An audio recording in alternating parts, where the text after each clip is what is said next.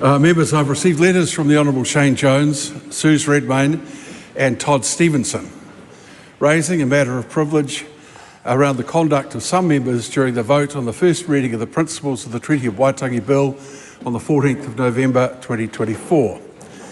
In line with usual practice, those members have been asked to respond to me by 1 p.m. on Thursday. I'll then consider if a question of privilege has arisen and whether that question will stand referred to the Privileges Committee in each case.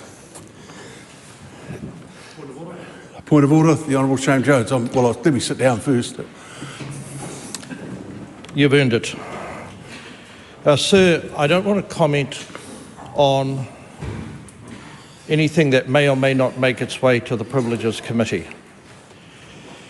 But I'm concerned, based on what happened, a coordinated level of disruptiveness, the prevention of votes being cast, whether or not the standing orders that we currently have are still of this level of robustness that will provide protection to the essence of our democracy. So separate, sir, from the Privileges Committee, I'm asking for you to consider whether we've reached a point where you should invite a number of very senior parliamentarians to consider whether standing orders are now incapable of dealing with the event that took place last week.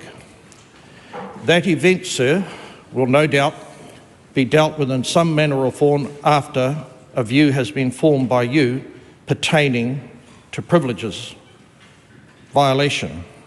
I'm not seeking a response today, but it is very important, in my view, that the House and New Zealanders see you take this position and this issue incredibly seriously and provide back to us a level of guidance whether or not the deterrence, the range of censure options are such that we now need to reform, sharpen and bring standing orders into a world where it is apparent a host of members no longer fear the consequences. Speaking to the point of order, the Honourable David Seymour. I'd like to very briefly offer support for that course of action, understanding that there's a course of events that need to take place. I think some of the changes, particularly around the use of social media, have changed the incentives for people's behaviour around the rules of Parliament, and that perhaps an early Standing Orders Committee could be convened to address those changes. Thank you for those comments. Can I just make the first comment to the Honourable Shane Jones? It would be unfortunate if some aspects of your contribution today were to be construed as some critique that I was not taking this matter seriously. That is not the case. I take it very seriously.